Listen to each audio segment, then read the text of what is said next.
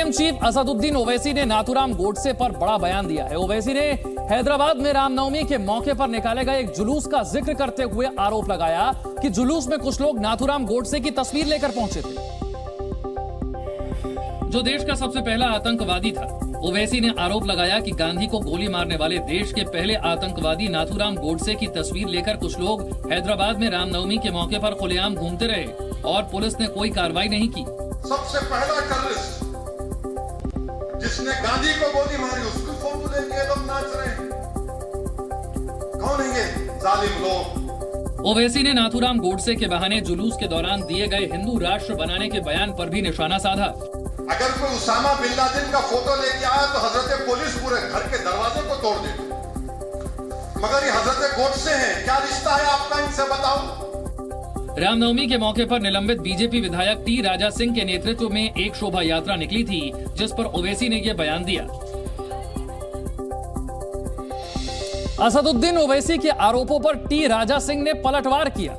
T Raja Singh ने दावा किया कि नाथूराम गोडसे से उनका कोई संबंध नहीं और नाथूराम गोडसे को 1949 में ही सजा मिल चुकी है। निलंबित बीजेपी विधायक टी राजा सिंह ने दावा किया कि शोभा यात्रा के दौरान हजारों लोग पहुंचे थे, लेकिन किसके हाथ में क्या था उसे रोकना उनका काम नहीं था। कि जब हम कार्यक्रम करते तो लाखों की संख्या में राम भक्त आते थे। कौन व्यक्ति किसकी पोस्टर लेके आता है, क्या आता है, हम उसको रोक नहीं सकते। ओवैसी को घेरते हुए टी राजा सिंह ने इस दौरान फिर हिंदू राष्ट्र पर बयान दिया। भारत अखंड हिंदू राष्ट्र बनेगा, बन के रहेगा, कोई ताकत रोक नहीं सकेगी। हैदराबाद में रामनवमी के मौके पर टी राजा सिंह के नेतृत्व में एक शोभा यात्रा निकाली गई थी, जिसमें कई लोग नाथूराम गोडसे की तस्वीर लिए दिखाई दिए थे, जिस पर अब सियासत तेज हो गई है। एआईएमआईएम चीफ असदुद्दीन ओवैसी ने बिहार में हुई हिंसा के मामले में नीतीश कुमार पर भी निशाना साधा है। ओवैसी ने नीतीश की खामोशी पर सवाल उठाए और पूछा कि हिंसा के दौरान मदरसे जला दिए गए, लेकिन नीतीश खामोश क्यों हैं? ओवैसी ने आरोप लगाया कि नीतीश कुमार खुद को सेक्युलर कहते हैं, लेकिन जब बिहार में रामनवमी पर हिंसा हुई, मदरसे और मस्जिदों को निशाना बनाया गया तो सेक्युलरिज्म के सभी लोग खामोश हो गए। कोई हुकूमत कुछ नहीं बोल रही बिहार के, क्यों? क्योंकि वो सेक्युलर है। अरे भाई, सेक्युलर हो, कम्युनल हो, कुछ हो, बोलो ना। आप नहीं बोलेंगे। वहीं खुद को बीजेपी का एजेंट बताए जाने के बयान पर भी ओवैसी ने नीतीश कुमार पर हमला किया। जब हम बोलते हैं तो वहां का चीफ मिनिस्टर बोलता असदुद्दीन ओवैसी एजेंट है। अरे नीतीश कुमार, तुम क्या कोर्ट के सामने कुर्सी डालकर बैठते नौकरी के एजेंट हो कि तुम सर्टिफिकेट दोगे मुझे कि मैं क्या हूं क्या नहीं? ओवैसी ने नीतीश कुमार की इफ्तार पार्टी को भी दिखावा करार दिया। एक मीडिया हाउस को दिए इंटरव्यू में अडानी का बचाव करने की खबरों पर आज एनसीपी प्रमुख शरद पवार ने सफाई दी। पवार ने कहा कि उनका इंटरव्यू अडानी पर नहीं था, लेकिन कुछ सवाल उन पर किए गए थे, जिस पर उन्होंने अपनी राय रखी। इस दौरान उन्होंने कहा कि वो जेपीसी इसीलिए नहीं चाहते क्योंकि इसमें सत्ता पक्ष का वर्चस्व होगा। तो जहाँ रूलिंग पार्टी की है, वहाँ देश के सामने सच्चाई क्या है तो कहाँ तक आएगी, इस वजह से कोई भी आशंका पैदा कर सकता है। और इसलिए हमारा कहना ये है कि इससे दूसरा एक अल्टरनेटिव सुप्रीम कोर्ट ने दिया है, वो खुद कमिटी अपॉइंट करना चाहते थी उन्होंने, तो शायद इसकी क्रेडिबिलिटी वो ज़्यादा रहेगी। पवार ने कहा कि अडानी मुद्दे के अलावा देश में और भी अहम मुद्दे हैं जिन पर बात होनी चाहिए। आज मुझे लगता है कि हमारे सामने दूसरे इशू ज़्यादा इम्पोर्टेंट है। एक अनएम्प्लॉयमेंट, दूसरा प्राइस राइज और तीसरा फार्मर्स, किसानों की समस्या। ये तीन मेजर इशू आज देश के सभी लोगों के सामने है। शरद पवार ने अडानी ग्रुप पर रिपोर्ट देने वाली हिंडनबर्ग रिसर्च पर भी अपनी राय रखी है। इस दौरान उन्होंने एक विदेशी फर्म की रिपोर्ट को बड़ा मुद्दा बना रहे विपक्ष के नेताओं को भी इशारों में नसीहत दे डाली और कहा कि ऐसी कंपनी की विश्वसनीयता और बैकग्राउंड जानकर ही प्रतिक्रिया देनी चाहिए। हमें ये मालूम नहीं ये हिंडनबर्ग क्या है, और जब तक कोई एक मेजर स्टेटमेंट करता है देश के बारे में, तो करने वाला इसकी क्रेडिबिलिटी, इसकी बैकग्राउंड ये जान कर ही मेरे जैसे आदमी ने रिएक्ट होना चाहिए। इस दौरान उन्होंने टाटा बिरला का हवाला देकर विपक्ष को आईना दिखाने की कोशिश की। रूलिंग पार्टी पर किसी से नाम करना हो तो टाटा बिरला का नाम किसी से करते, आजकल टाटा बिरला का नाम लेते नहीं। और दूसरा देशवासी को ये पता लगा है, अंदाजा है कि टाटा का भी देश में कॉन्ट्रीब्यूशन है, इसलिए आजकल अदानी अंबानी नाम लेते हैं। तो उनका कॉन्ट्रीब्यूशन क्या है इसमें, इस बारे में सोचने की आवश्यकता है। शरद पवार ने कहा कि टाटा का बिजली के क्षेत्र में योगदान है जिसे नकारा नहीं जा सकता। अडानी पर शरद पवार का जो बयान आया, इसके बाद ये बात उठने लगी कि इस मुद्दे पर विपक्ष एकजुट नहीं है क्या। जब कांग्रेस का बयान आया तो इस बात को और मजबूती मिली कि इस मुद्दे पर विपक्ष में अलग अलग सुर उठ रहे हैं, क्योंकि उसने पवार के बयान को निजी बताकर जेपीसी बनाने की मांग दोहरा दी। पवार साहब का व्यक्तिगत वो मत हो सकता है, लेकिन मोदी जी अदानी के मैटर में क्यों डर रहे हैं, ये सवाल अब देश की जनता पूछ रही है। हालांकि महाराष्ट्र में एनसीपी के सहयोगी शिवसेना के उद्धव गुट ने शरद पवार के बयान का बचाव किया और कहा कि इससे विपक्षी एकता में कोई दरार नहीं आएगी। या तृणमूल कांग्रेस या एनसीपी अडानी के बारे में उनकी अलग राय है, हो सकती है अपनी राय, लेकिन उसका मतलब ये नहीं कि जो एकजुट है विपक्ष की उसमें कोई दरार आए। कोई दरार नहीं आएगी, न महाराष्ट्र में आएगी न राष्ट्रीय स्तर पर आएगी। हालांकि बीजेपी ने शरद पवार के इस बयान को लपकने में बिल्कुल भी देर नहीं की। बीजेपी नेताओं और कई केंद्रीय मंत्रियों ने इस बयान के सहारे राहुल गांधी को घेरना शुरू कर दिया और आरोप लगाया कि पूरा मुद्दा राहुल गांधी को स्थापित करने के लिए उछाला गया। ये सारा मुद्दा राहुल गांधी का अपना पॉलिटिकल कैरियर को चमकाने के लिए ये मुद्दा बनाया जा रहा है, इसको उस रूप से हम देखते हैं। बाकी चीज तो देश में कानून व्यवस्था है, संविधान से चलता है, देश कानून से चलता है। वहीं केंद्रीय मंत्री वीके सिंह ने कहा कि पवार एक अनुभवी और वरिष्ठ नेता हैं और उनसे विपक्ष को सीखना चाहिए। और अगर अब तक उनको किसी चीज को युक्ति संगत तरीके से उसको समझने की अगर उनको ताकत नहीं है तो अब शरद पवार जी से उसके बारे में शिक्षा लें।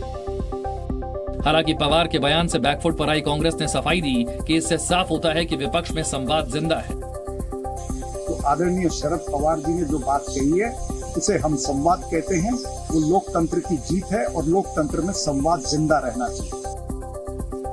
बिहार शरीफ हिंसा के आरोपियों के खिलाफ पुलिस ने कार्रवाई तेज कर दी। पुलिस आज बजरंग दल के संयोजक कुंदन कुमार के घर की कुर्की करने पहुंची, जिसके बाद कुंदन ने मौके पर पहुंचकर सरेंडर कर दिया और पुलिस ने कुर्की की कार्रवाई को बीच में ही रोक दिया। देश में सीएनजी पीएनजी की कीमत में भारी गिरावट देखने को मिली है। सीएनजी के दाम 8 रुपए कम हो गए हैं, जबकि पीएनजी की कीमतों में 5 रुपए की कमी आई है। माता वैष्णो देवी में इन दिनों भारी भीड़ देखने को मिल रही है। कल 50,000 से ज्यादा श्रद्धालु दर्शन के लिए पहुंचे। भारी भीड़ की वजह से यात्रा को रात में रोक दिया गया। उत्तराखंड पुलिस के एक जवान का रिश्वत मांगने का वीडियो सामने आया है। 200 दे दो। नशे में टल्ली एक जवान पैसों की वसूली कर रहा था, जिसका किसी ने वीडियो बनाकर वायरल कर दिया। कांग्रेस नेता राहुल गांधी ने अडानी की कंपनियों में 20,000 करोड़ के कथित निवेश को लेकर एक बार फिर से सरकार पर हमला बोला। राहुल ने ट्वीट कर सवाल किया कि ये बेनामी पैसे किसके हैं। हालांकि इस सवाल के साथ उन्होंने जो फोटो शेयर की उसके जरिए कांग्रेस छोड़ने वाले 5 नेताओं का नाम भी अडानी से जोड़ दिया। राहुल की तरफ से पोस्ट की गई फोटो में अडानी के नाम की स्पेलिंग के साथ 5 नाम लिखे थे। फोटो में अडानी के ए अक्षर के साथ गुलाम, बी अक्षर के साथ सिंधिया, ए के साथ किरण, एन के साथ हेमंत और आई के साथ अनिल लिखा गया था। राहुल का इशारा गुलाम नबी आजाद, ज्योतिरादित्य सिंधिया, किरण कुमार रेड्डी, हेमंता बिस्वा शर्मा और अनिल एंटनी की तरफ था। इनमें से गुलाम नबी आजाद को छोड़कर चारों नेता बीजेपी में शामिल हो चुके हैं। वहीं गुलाम नबी आजाद ने अपनी अलग पार्टी बना ली है। फोटो के साथ राहुल ने लिखा कि सच्चाई छिपाते हैं, इसीलिए रोज भटकाते हैं। सवाल वही है, अडानी की कंपनियों में 20,000 करोड़ की बेनामी पैसे किसके हैं? राहुल गांधी के इस ट्वीट पर बीजेपी की तरफ से तीखी प्रतिक्रिया सामने आई। फोटो में अपना नाम देखकर असम के सीएम हेमंता बिस्वा शर्मा भड़क गए। उन्होंने राहुल के ट्वीट को कोट करते हुए कोर्ट में मिलने वाली धमकी दे दी। इमंता ने ट्वीट किया कि ये हमारी शालीनता थी कि हमने आपसे कभी नहीं पूछा कि आपने बोफोर्स और नेशनल हेराल्ड घोटालों से हुई कमाई को कहां छिपाया है और आपने ओतावियो क्वात्रोची को कई बार भारतीय न्याय के शिकंजे से बच निकलने की अनुमति कैसे दी। बहरहाल हम कोर्ट में मिलेंगे। वहीं बीजेपी में नए नवेले शामिल हुए अनिल एंटनी ने तंज करते हुए बड़े नेताओं के साथ अपना नाम जोड़ने पर खुशी जता दी। एंटनी ने ट्वीट किया कि वरिष्ठ नेताओं के साथ मेरा नाम लिखने पर मैं खुश हूं। आपने जो नाम लिखे हैं वो गद्दारों के नहीं हैं। ये परिवार के लिए नहीं बल्कि देश के लिए काम करने वालों के नाम हैं। अनिल एंटनी कांग्रेस के वरिष्ठ नेता ए.के. एंटनी के बेटे हैं और एक दिन पहले ही बीजेपी में शामिल हुए हैं। तमिलनाडु कांग्रेस के एक नेता का जज को धमकी देने का बयान वायरल हो रहा है। दरअसल 6 अप्रैल को तमिलनाडु के डिंडीगुल में राहुल गांधी को 2 साल की सजा के बाद संसद की सदस्यता से अयोग्य ठहराए जाने के खिलाफ प्रदर्शन हो रहा था। इसी दौरान कांग्रेस के जिला अध्यक्ष मणिका नंदन ने राहुल को सजा सुनाने वाले जज के खिलाफ आपत्तिजनक बातें कह दी। सूरत நீதிமன்றத்திலே எச் வருமாய் என்ற நீதிபதி அவர்கள் என் தலைவனுக்கு 2 ஆண்டு சிறை தண்டனை அளித்திருக்கின்றார். எச் வருமாய் நீதிபதி அவர்களே, எங்கள் ஆட்சிக்கு வரும், ஆட்சிக்கு வந்தால் உங்கள் நாக்கை அறுப்போம். என் தலைவன் ராகுல் காந்தி மீது சிறை தண்டனை வாங்கிய உன் நாக்கை அறுப்போம். யாரை பார்த்து சிறை தண்டனை வாங்கி கொண்டிருக்கிறீர்கள்? कांग्रेस नेता के इस बयान पर केंद्रीय मंत्री किरेन रिजिजू ने पलटवार किया। उन्होंने आरोप लगाया कि कांग्रेस नेता हताशा में ऐसे बयान दे रहे हैं। वो फ्रस्ट्रेशन में है, इसलिए जुडिशरी को अटैक कर रहे हैं। हम लोग तो संविधान मानने वाले लोग हैं और संविधान का धज्जियां उड़ाएंगे तो हम चुपचाप नहीं बैठे। इससे पहले बीजेपी आईटी सेल के प्रमुख अमित मालवीय ने इस बयान का वीडियो ट्विटर पर पोस्ट किया। उन्होंने सवाल किया कि क्या न्यायालय खुद संज्ञान लेगी और राहुल गांधी को उनकी पार्टी के लोगों द्वारा न्यायपालिका को धमकी देने के लिए जवाबदेह ठहराएगी। फिलहाल कांग्रेस नेता के खिलाफ केस दर्ज कर लिया गया है और पुलिस उनके बयान की जांच कर रही है। प्रधानमंत्री मोदी ने आज तेलंगाना और तमिलनाडु में कई विकास कार्यों का उद्घाटन किया, जिसके लिए प्रधानमंत्री मोदी पहले हैदराबाद और फिर चेन्नई पहुंचे और हैदराबाद में सिकंदराबाद तिरुपति वंदे भारत एक्सप्रेस की शुरुआत की। इसके साथ ही पीएम मोदी ने हैदराबाद में एम्स बीबी नगर का भी शिलान्यास किया। उद्घाटन समारोह के बाद प्रधानमंत्री मोदी ने लोगों को संबोधित करते हुए भ्रष्टाचार पर जोरदार हमला बोला। आज मोदी ने भ्रष्टाचार की इसली जड़ पर प्रहार कर दिया है। भ्रष्टाचार के खिलाफ लड़ना चाहिए कि नहीं लड़ना चाहिए? भ्रष्टाचारियों के खिलाफ लड़ना चाहिए कि नहीं चाहिए? देश को भ्रष्टाचार से मुक्त करना चाहिए कि नहीं करना चाहिए? प्रधानमंत्री मोदी ने तेलंगाना के मुख्यमंत्री केसीआर को कटघरे में खड़ा करते हुए कहा कि राज्य सरकार के कारण विकास कार्य अटकते हैं।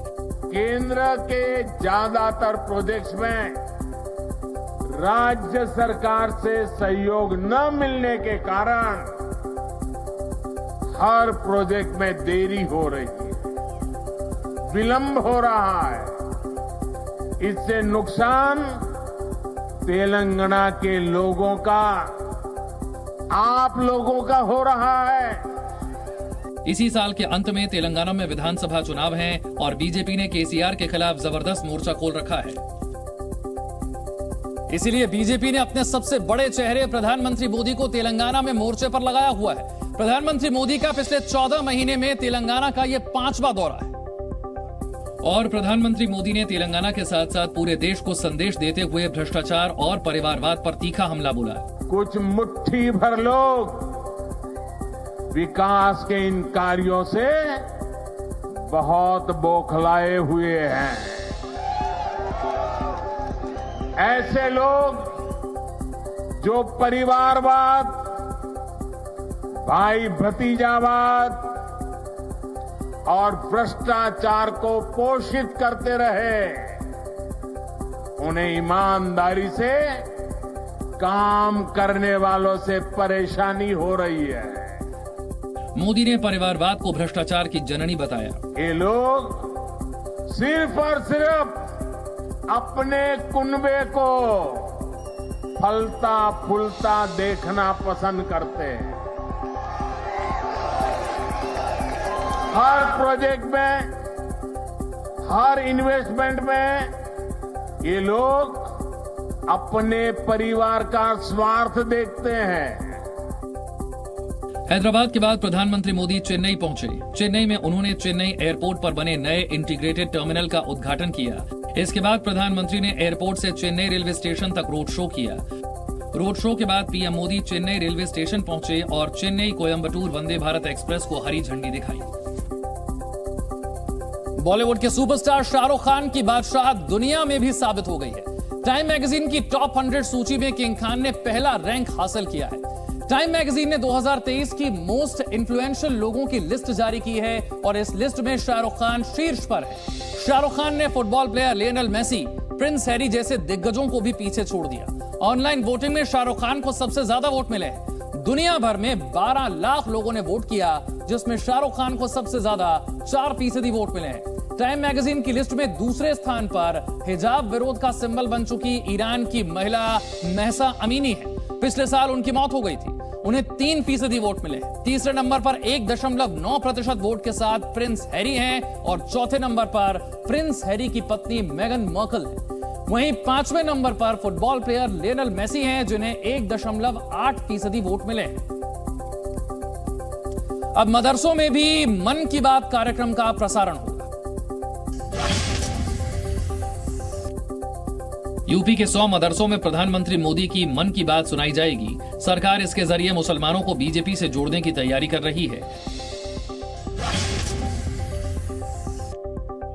रामनवमी के दिन देश भर में हुए दंगों पर सीएम योगी ने बड़ा बयान दिया। मुख्यमंत्री योगी आदित्यनाथ ने कहा कि यूपी बदल गया है, यहां अब दंगे नहीं होते। दिल्ली के आनंद विहार रेलवे स्टेशन में दिन दहाड़े 16 लोगों का अपहरण कर दिया गया। शोर मचाने पर पुलिस अलर्ट हुई, जिसके बाद पुलिस ने बस को रुकवाकर सभी लोगों को मुक्त करवाया। पुलिस ने 4 लोगों को गिरफ्तार किया है। देहरादून के विकास नगर में एक कार खाई में गिर गई। इस हादसे में कार सवार 3 लोगों की मौत हो गई।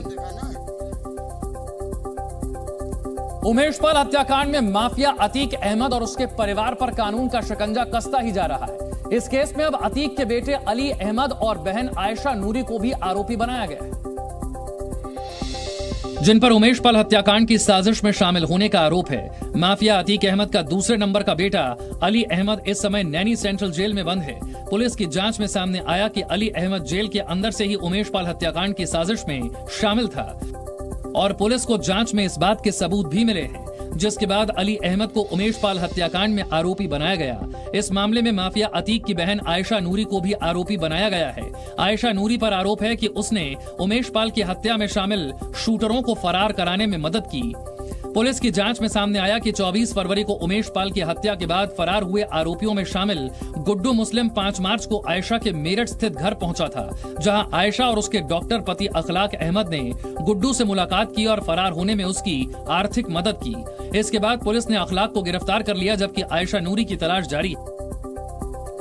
उमेश पाल हत्याकांड में अतीक की बहन आयशा नूरी के साथ पुलिस को अतीक की पत्नी शाइस्ता परवीन की भी तलाश है, जो अब तक फरार है। शाइस्ता की गिरफ्तारी के लिए पुलिस ने उस पर घोषित इनाम की रकम को 2 गुना कर दिया, जो अब 25,000 रुपए से बढ़ाकर 50,000 रुपए कर दी गई।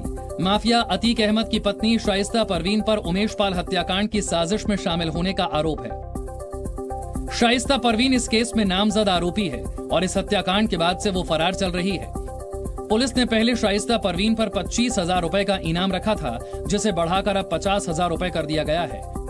इससे पहले गिरफ्तारी से बचने के लिए शाइस्ता परवीन की तरफ से कोर्ट में अग्रिम जमानत की अर्जी दाखिल की गई थी, जिसे कोर्ट ने खारिज कर दिया था। हत्याकांड के बाद से ही शाइस्ता परवीन और बेटा असद अहमद फरार हो गए थे, जिसके बाद शाइस्ता की गिरफ्तारी के लिए पुलिस ने इनाम की रकम को 2 गुना कर दिया। इस बीच अहमदाबाद की साबरमती सेंट्रल जेल में बंद अतीक अहमद की मुश्किलें बढ़ गई हैं। अतीक अहमद को हाई सिक्योरिटी बैरक से निकालकर अब 200 यार्ड में बनी बेहद संवेदनशील बैरकों में से एक में शिफ्ट किया गया है। और जिस बैरक में अब माफिया अतीक अहमद को शिफ्ट किया गया है, उसमें पहले से कई आतंकवादी बंद हैं, जिसका सीधा मतलब ये कि साबरमती सेंट्रल जेल में अतीक अहमद अब आतंकियों के बीच रहेगा। अतीक अहमद पर आरोप लग रहे थे कि वो जेल में मोबाइल फोन का इस्तेमाल कर रहा था और वहीं से बैठकर वो अपना पूरा नेटवर्क चला रहा था। जेल से ही अतीक लोगों को अगवा कर रहा था, रंगदारी वसूल रहा था। इन आरोपों के बाद पुलिस के ऊपर प्रेशर बढ़ता जा रहा था कि जेल में अतीक को कई सुविधाएं मिल रही हैं। बताया जा रहा है कि इन आरोपों के बाद जेल प्रशासन ने कड़ी कार्रवाई करते हुए अतीक अहमद को हाई सिक्योरिटी बैरक वाली अंडा सेल से निकालकर 200 यार्ड में बनी बैरकों में से एक जिस बैरक में शिफ्ट किया है उसमें बम ब्लास्ट से जुड़े आतंकियों को रखा गया है। माफिया अतीक अहमद पर पुलिस का शिकंजा कसा तो अब उसके जुल्म का शिकार हुए लोग भी इंसाफ की उम्मीद के साथ सामने आ रहे हैं।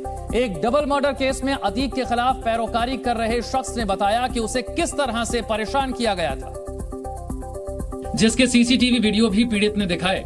इन सीसीटीवी वीडियो में देखा कि अतीक के गुर्गे पैरोकार के घर 3 गाड़ियों से पहुंचे थे और काफी देर तक गेट से ही पूरे परिवार को धमकाया गया। पीड़ित के मुताबिक एक डबल मर्डर केस में उसके निर्दोष भाइयों को फंसाया गया, लेकिन जांच में अतीक और उसके भाई का नाम हत्या में सामने आया। इस केस में पीड़ित अतीक के खिलाफ पैरोकारी कर रहा था, जिसके बाद से उसे जान से मारने की कोशिश की गई।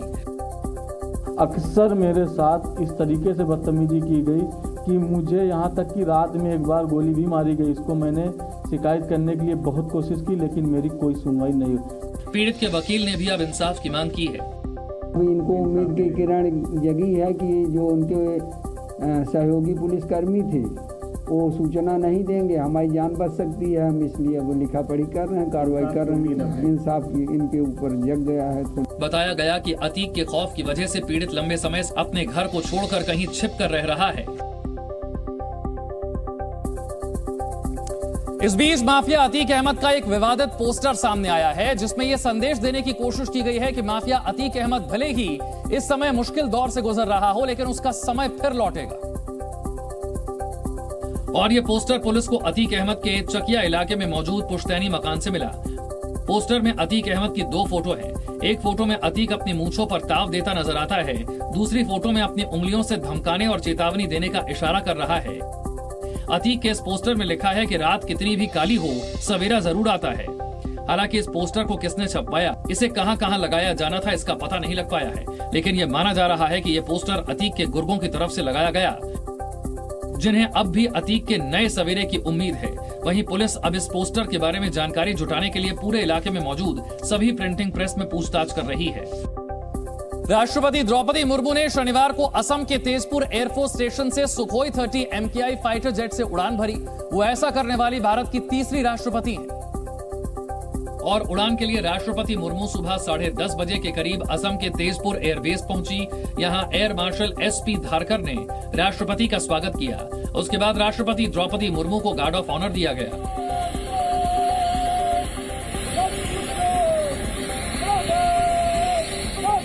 और एयरफोर्स के फाइटर पायलट की पोशाक पहनकर राष्ट्रपति सुखोई 30 MKI पर सवार हुई। उड़ान से पहले वहां मौजूद एयरफोर्स के अधिकारियों ने राष्ट्रपति को उड़ान के बारे में पूरी जानकारी दी, जिसके बाद सुबह 11:08 पर सुखोई 30 MKI ने उड़ान भरी।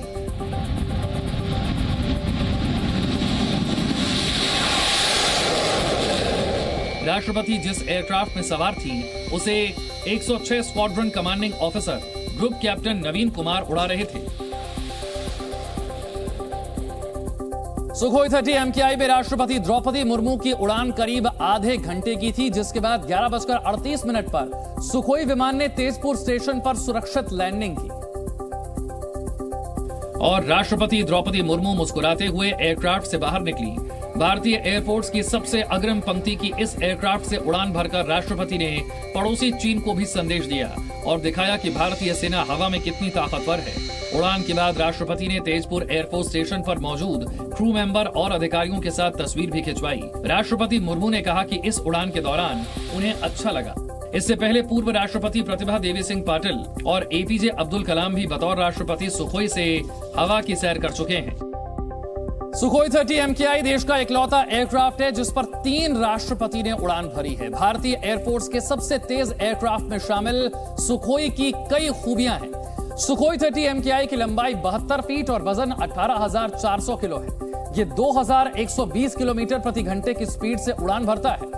महज 1 मिनट में सुखोई 59,000 फीट की ऊंचाई हासिल कर लेता है। सुखोई 1 मिनट में 150 राउंड फायर कर सकता है। सुखोई फाइटर जेट में ब्रह्मोस मिसाइलें भी तैनात की जा सकती हैं। सुखोई की सबसे बड़ी खासियत यह है कि यह 8,130 किलो वजन का हथियार उठा सकता है। 22 अप्रैल से चारधाम यात्रा शुरू होने जा रही है। चारधाम यात्रा के लिए 11 लाख से ज्यादा लोगों ने रजिस्ट्रेशन करा लिया है। अनुमान लगाया जा रहा है कि इस बार पिछले साल का रिकॉर्ड टूटेगा और 50 लाख से ज्यादा श्रद्धालु यात्रा करेंगे। केदारनाथ यात्रा से पहले कोरोना लोगों को डरा रहा है। देश में कोरोना के एक्टिव केस की संख्या 31,000 के पार हो गई है। वाराणसी में लालू यादव के बेटे और बिहार सरकार के मंत्री तेज प्रताप यादव से बदसलूकी का मामला सामने आया है। यहां होटल से तेज प्रताप यादव को आधी रात को निकाल दिया गया, जिसके बाद वो रात में बनारस की सड़क पर घूमते नजर आए।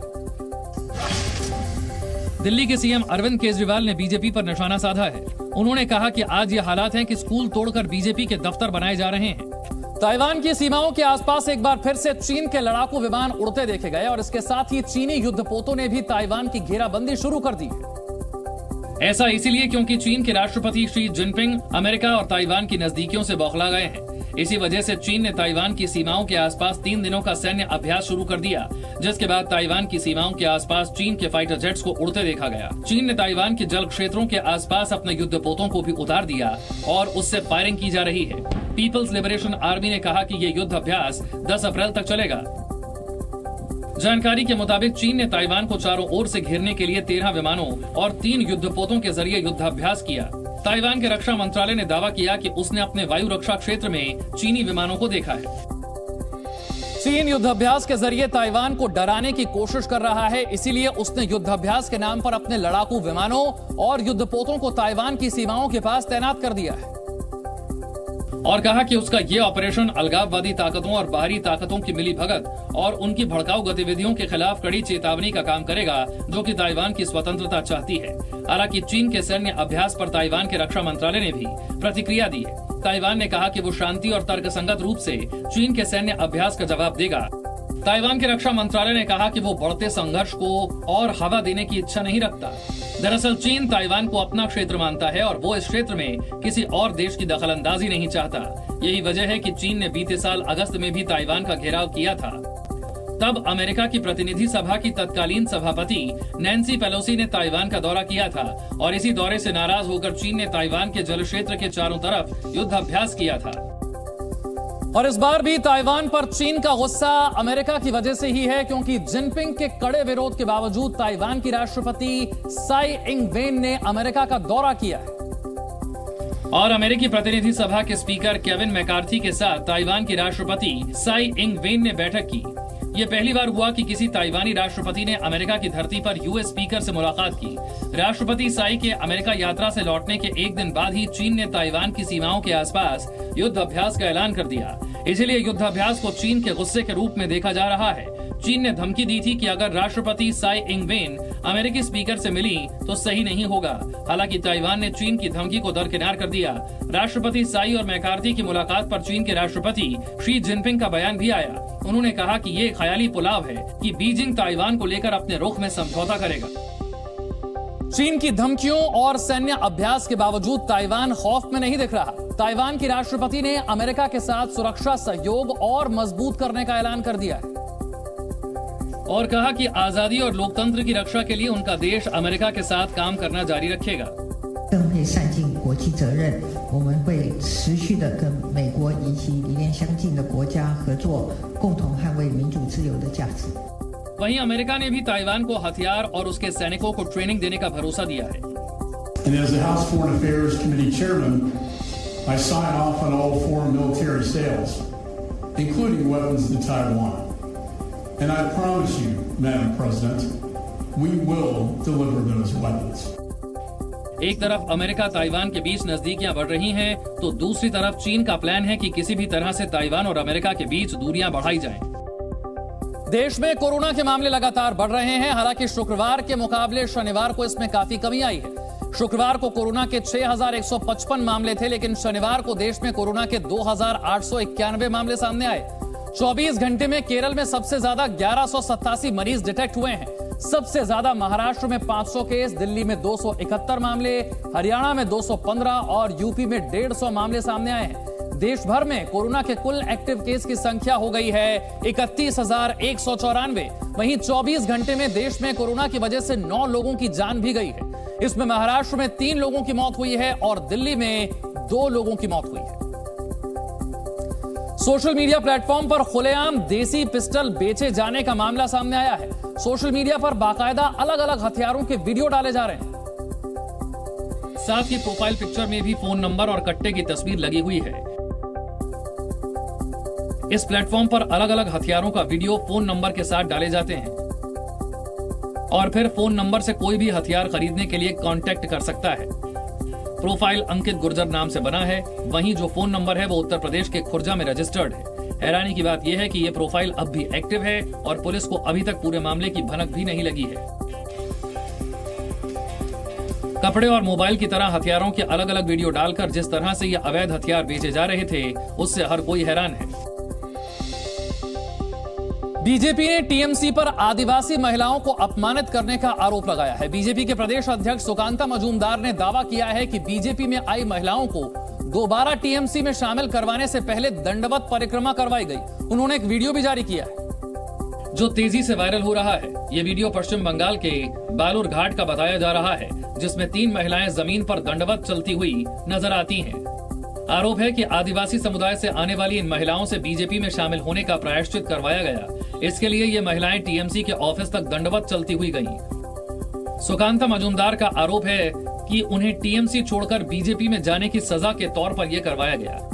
तृणमूल कांग्रेस हमेशा आदिवासी विरोधी रहा है और इन तीनों आदिवासी महिलाओं के साथ जो तृणमूल कांग्रेस ने किया है वो आदिवासियों का असम्मान है। उनको असम्मानित करने के लिए जो करना चाहिए था तृणमूल ने वो किया। सुकांता मजूमदार ने देश भर के आदिवासी समुदाय से इस अपमान का बदला लोकतांत्रिक तरीके से लेने का आह्वान किया। पश्चिम बंगाल में कुर्मी समाज का आंदोलन लगातार चौथे दिन भी जारी रहा। आंदोलन के कारण दक्षिण पूर्वी रेलवे को 55 ट्रेन कैंसिल करनी पड़ी। 4 दिनों से चल रहे इस आंदोलन से सैकड़ों रेल प्रभावित हुई हैं, क्योंकि आंदोलनकारी रेलवे ट्रैक पर बैठ गए। इस दौरान ज्यादातर प्रदर्शनकारी पीले रंग का अंगोछा या पगड़ी पहने हुए दिखाई दिए। दरअसल कुर्मी समाज के अलग अलग संगठन 5 अप्रैल से ही दक्षिण दिनाजपुर, पुरुलिया, झारग्राम और पश्चिमी मेदिनीपुर समेत राज्य के कई जिलों में अपनी मांगों को लेकर आंदोलन कर रहे हैं। इसके लिए हर दिन बड़ी संख्या में प्रदर्शनकारी सड़कों पर उतरकर रैली निकाल रहे हैं। पश्चिम बंगाल का कुर्मी समाज अनुसूचित जनजाति का दर्जा देने की मांग कर रहा है। कुर्मी समाज ने धमकी दी है कि मांग न माने जाने पर आंदोलन और तेज होगा। दरअसल बंगाल और झारखंड में कुर्मी समाज के ज्यादातर लोग आदिवासी इलाकों में रहते हैं। यहाँ आदिवासियों को एसटी आरक्षण का फायदा मिलता है, लेकिन उसके साथ रहने वाले कुर्मी समाज के लोगों को अनुसूचित जनजाति की मान्यता नहीं मिली है। इसीलिए ये समाज आंदोलन कर रहा है। इससे पहले भी कुर्मी समाज सितंबर 2022 में सड़कों पर उतर चुका है। उस वक्त कुछ रेलवे रूट्स को 5 दिनों तक बंद कर दिया गया था।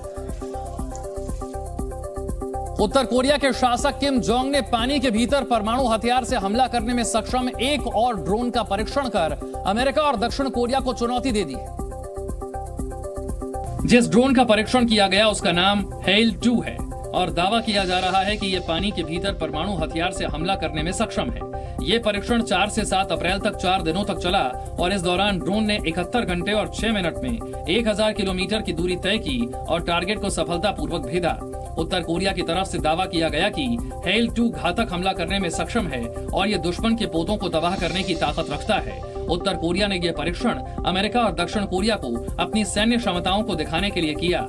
इससे पहले उत्तर कोरिया ने हेल 1 नाम के ड्रोन का परीक्षण किया था। दावा किया जा रहा है कि यह ड्रोन रेडियोधर्मी सुनामी पैदा करने में सक्षम है ताकि दुश्मन के तोपों को तबाह किया जा सके। इजराइल की राजधानी तेल अवीव में हुए आतंकी हमले में एक पर्यटक की मौत हो गई है, जबकि 5 अन्य घायल हो गए हैं। हमलावर का भी पुलिस ने एनकाउंटर कर दिया है।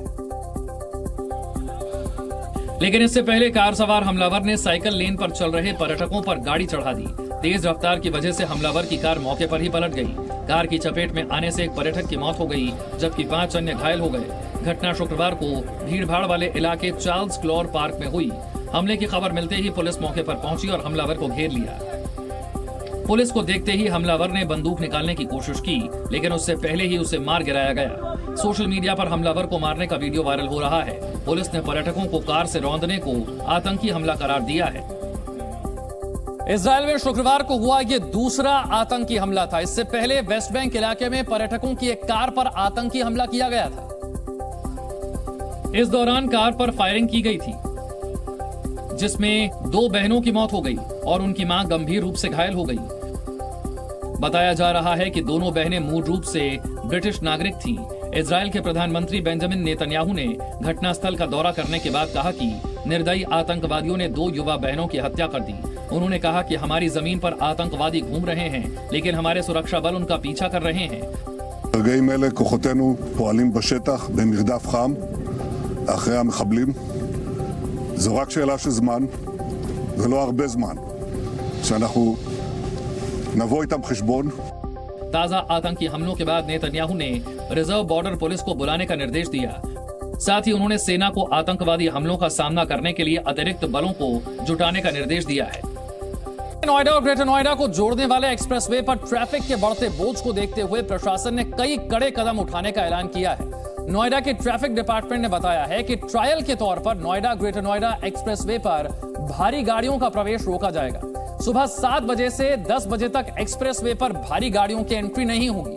हालांकि फल, सब्जी, दूध, दवा, ईंधन जैसी आवश्यक सुविधाओं से जुड़ी हुई बड़ी गाड़ियों को आवाजाही की छूट दी जाएगी। ट्रैफिक डिपार्टमेंट की दलील यह है कि एक्सप्रेसवे पर 3 जगह अंडरपास बन रहे हैं और सड़क की मरम्मत की कार्रवाई भी हो रही है, जिसकी वजह से कई जगहों पर ट्रैफिक जैम लग जाता है और इस रास्ते से गुजरने वाली भारी गाड़ियों को अब ईस्टर्न पेरिफेरल एक्सप्रेसवे के रास्ते अपनी मंजिल तक जाना होगा। भारी गाड़ियों को एक्सप्रेसवे पर जाने से रोकने के लिए एंट्री पॉइंट पर ट्रैफिक पुलिस के जवान तैनात होंगे और अगर नो एंट्री के दौरान किसी भारी गाड़ी ने एक्सप्रेसवे पर प्रवेश किया तो फिर इसके खिलाफ कार्रवाई की जाएगी। पंजाब में सरकारी दफ्तर आने का समय अब बदल गया है। अब पंजाब में सुबह 7:30 बजे से ही सभी सरकारी दफ्तर खुलेंगे। राज्य में 2 मई से यह नया नियम लागू हो जाएगा। भोपाल में आज गरज चमक के साथ तेज बारिश हुई। कई इलाकों में ओले गिरने से फसलों को नुकसान पहुंचा है। झारखंड के बोकारो में बीती रात नक्सलियों ने भारी उपद्रव मचाया। नक्सलियों ने निर्माण कार्य में लगी कई गाड़ियों को फूंक दिया। यूपी के कुशीनगर में लकड़ी माफिया सक्रिय हो गए हैं। लकड़ी माफिया ने आधा दर्जन प्रतिबंधित सागौन के पेड़ काट डाले, जिससे वन विभाग में हड़कंप मचा है। पाकिस्तान तहरीक-ए-इंसाफ पार्टी के चेयरमैन और पूर्व प्रधानमंत्री इमरान खान ने शहबाज सरकार पर हमला बोला और सत्ता में बैठे लोगों को जोकर बता दिया। इसके लिए इमरान खान ने लगातार कई ट्वीट किए, जिसमें उन्होंने एक के बाद एक पीएमएल-एन सरकार पर कई हमले किए। इमरान खान ने आरोप लगाया कि शहबाज सरकार अपनी हरकतों की वजह से विदेशों में पाकिस्तान का मजाक बना रही है। इमरान ने अपने ट्वीट में लिखा कि ये खतरनाक सत्ताधारी मस्खरे ये नहीं समझ रहे कि वो पाकिस्तान की छवि को विदेशों में खराब कर रहे हैं। डर्टी हैरी और साइकोपैथ शब्दों का इस्तेमाल करने के लिए एक पूर्व प्रधानमंत्री के खिलाफ देशद्रोह के आरोप लगाकर और एफआईआर करवाकर वो विदेश में पाकिस्तान की छवि का मजाक बना रहे हैं। इमरान खान ने कहा कि पाकिस्तान की सरकार सुप्रीम कोर्ट के फैसले को स्वीकार नहीं कर रही। इससे विदेशी निवेशकों में गलत संदेश जाएगा। इमरान ने ट्वीट कर लिखा कि विदेशी निवेशकों को अनुबंधों की सुरक्षा चाहिए और इसका मतलब है कि न्यायिक प्रणाली में विश्वास। उन्हें क्या भरोसा हो सकता है जब सरकार खुद सुप्रीम कोर्ट के आदेश को खारिज कर रही है। ऐसा बनाना रिपब्लिक में होता है। इमरान खान ने आरोप लगाया कि चुनाव से पहले उनकी पार्टी को खत्म करने की साजिश रची जा रही है। पाकिस्तान के पूर्व प्रधानमंत्री इमरान खान सुप्रीम कोर्ट के फैसले के मुताबिक चुनाव कराने की मांग पर डटे हैं। इमरान अपने उम्मीदवारों की लिस्ट भी फाइनल कर रहे हैं, जिसके लिए इमरान खान ने लाहौर स्थित अपने घर में इफ्तार पार्टी का आयोजन किया था। इमरान चाहते थे कि इफ्तार भी दे देंगे और कार्यकर्ताओं से मिलकर उम्मीदवारों की लिस्ट भी फाइनल कर देंगे, लेकिन टिकट के लिए पीटीआई के कार्यकर्ता इस कदर अति उत्साहित हो गए कि इमरान खान को गुस्सा आ गया। इमरान खान कार्यकर्ताओं को संबोधित कर रहे थे, तभी एक शख्स नारे लगाने लगा, जिस पर गुस्साए इमरान खान ने उसे अक्ल से काम लेने की नसीहत दे डाली। आपको समझना चाहिए कि आपकी आजादी की जद्दोजहद है। हम लेके रहेंगे हकीकी आजादी। थोड़ी सी अकल करो, थोड़ा सा अकल इस्तेमाल करो। दरअसल इससे पहले भी जब वो बोल रहे थे तो बीच बीच में नारेबाजी हो रही थी, जिसके बाद इमरान ने कार्यकर्ताओं से कहा कि बिना नारेबाजी के थोड़ी देर उनकी बात सुन लें, लेकिन पीटीआई कार्यकर्ता टिकट के लालच में कुछ ज्यादा ही उत्साहित हो गए। रोजा खुलने लगा, मैं आपसे 5 साल तक बात करनी हूँ। जब मैं चाहता हूँ नारों में बुलाया मेरी बात सुने। कर्ज के बोझ तले दबा पाकिस्तान दिवालिया होने के कगार पर है। अमेरिकी research firm United states institute of peace ने जो आंकड़े जारी किए हैं वो चौंकाने वाले हैं। यूएसआईपी की रिपोर्ट के मुताबिक पाकिस्तान को अप्रैल 2023 से जून 2026 के बीच 77.5 अरब डॉलर का विदेशी कर्ज चुकाना है, जो 350 अरब डॉलर की अर्थव्यवस्था के लिए बहुत बड़ी रकम है। रिपोर्ट के मुताबिक पाकिस्तान को अगले 3 वर्षों में चीनी वित्तीय संस्थानों, निजी कर्जदाताओं और सऊदी अरब को बड़ा भुगतान करना है। फिलहाल पाकिस्तान घटते विदेशी मुद्रा भंडार, महंगाई, राजनीतिक संघर्ष और नकदी संकट से जूझ रहा है। रिपोर्ट के मुताबिक ऐसे में अगर पाकिस्तान देनदारी से चूकता है तो उसके सामने दिवालिया होने का वास्तविक खतरा भी है। मध्य प्रदेश में बीजेपी नेता कैलाश विजयवर्गीय के बयान से सियासत गर्मा गई है। कैलाश विजयवर्गीय ने महिलाओं के कपड़ों को लेकर विवादित बयान दे डाला और कहा कि भारतीय संस्कृति में महिलाओं को देवी स्वरूप माना जाता है, लेकिन आजकल की महिलाएं शूर्पणखा लगती हैं। लड़कियां भी इतने गंदे कपड़े पहन के निकलती है कि अपन महिलाओं को देवी बोलते हैं। उनमें देवी का स्वरूप नहीं दिखता, बिल्कुल सुपर्णखा लगती है। कैलाश विजयवर्गीय इतने पर नहीं रुके, उन्होंने लोगों से बच्चों में अच्छे संस्कार डालने की अपील की ताकि वो ऐसे कपड़े ना पहने।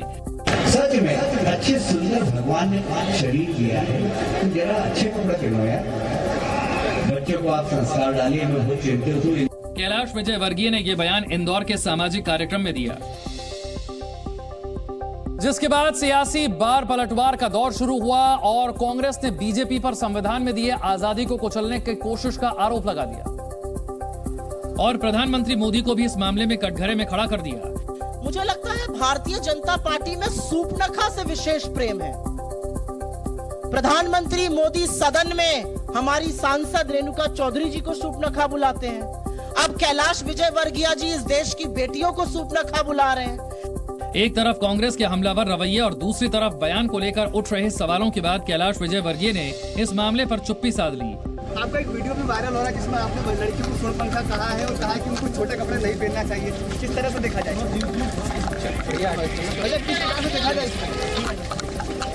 कैलाश विजयवर्गीय ने अपने बयान पर ना तो खेद जताया, ना कोई सफाई पेश की। हालांकि उनके इस बयान को लेकर विवाद बढ़ने की आशंका जताई जा रही है।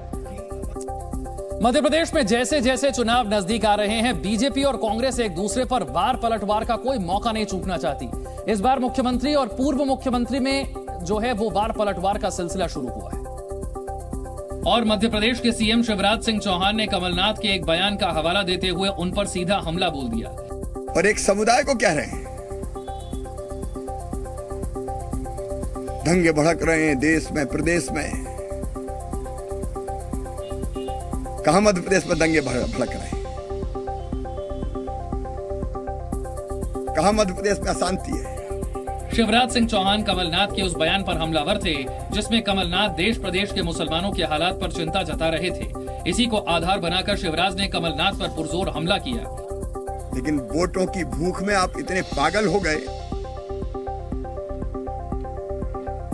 कि मध्य प्रदेश को झोंकना चाहते हैं आप अशांति और वैमनस्य की खाई में। क्या आप मनी मन ये काम ना करते हैं कि दंगे भड़क जाएं? शिवराज ने दावा किया कि मध्य प्रदेश में रामनवमी और हनुमान जयंती पर कोई हिंसा की वारदात नहीं हुई। इसके बाद बारी कमलनाथ की थी। पूर्व मुख्यमंत्री कमलनाथ ने सोशल मीडिया पर पोस्ट लिखकर शिवराज सिंह चौहान के उस बयान पर हमला बोला जिसमें शिवराज ने कमलनाथ को वोट के लिए पागल बताया था और कहा कि शिवराज सिंह चौहान के संस्कार समाप्त हो गए हैं। शिवराज जी, कुछ दिन पहले आप मेरा अंत करना चाहते थे और आज आपने मुझे पागल कहा। पूरी दुनिया देख रही है कि मध्य प्रदेश का मुख्यमंत्री कैसी हरकतें कर रहा है। उसके भीतर की सारी सभ्यता, मर्यादा और संस्कार समाप्त हो चुके हैं। वो सड़क छाप गुंडों की भाषा बोल रहा है। मुझे अपने अपमान की फिक्र नहीं है। मैं तो पिछले 44 साल से मध्य प्रदेश की जनता की सेवा कर रहा हूँ और आखिरी सांस तक करता रहूंगा। वहीं कांग्रेस प्रवक्ता ने भी शिवराज सिंह चौहान की भाषा पर आपत्ति जताई। जिन शब्दकोश का इस्तेमाल आज तक मध्य प्रदेश के किसी भी मुख्यमंत्री ने नहीं किया है, वो शिवराज सिंह जी के मुखारबिन से निकल रहा है, तो ये तो एक शर्मसार करने वाली घटना है। जिस तरह से चुनाव के 6 महीने पहले से दोनों दलों ने एक दूसरे पर बयानबाजी शुरू कर दी है, उसके बाद चुनाव तक माहौल और गरमाने की आशंका जताई जा रही है। अमेरिका के इंडियाना से एक हैरान कर देने वाला वीडियो सामने आया है, जहां पुलिसकर्मी एक मकान की दूसरी मंजिल से एक बच्चे को रेस्क्यू करते दिखाई देता है। इस दौरान मकान में आग लगी हुई थी और कई लोग अंदर फंसे हुए थे। ये पूरा रेस्क्यू पुलिसकर्मी के बॉडी कैम में रिकॉर्ड हो गया। अमेरिका के इंडियाना में एक मकान में आग लग गई। इस दौरान घर में कई लोग फंसे थे, जिनमें एक बेहद छोटा बच्चा भी था। जानकारी मिलते ही पुलिस मकान की तरफ दौड़ी। पुलिस ने देखा कि मकान की दूसरी मंजिल पर कुछ लोग फंसे हैं और बाहर निकलने की कोशिश कर रहे हैं। तभी पुलिस कर्मियों ने रोशनदान की तरफ एक सीढ़ी लगाई और रेस्क्यू शुरू किया।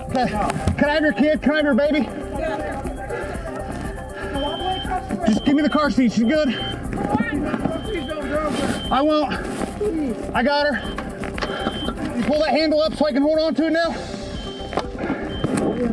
Is that good? Yep.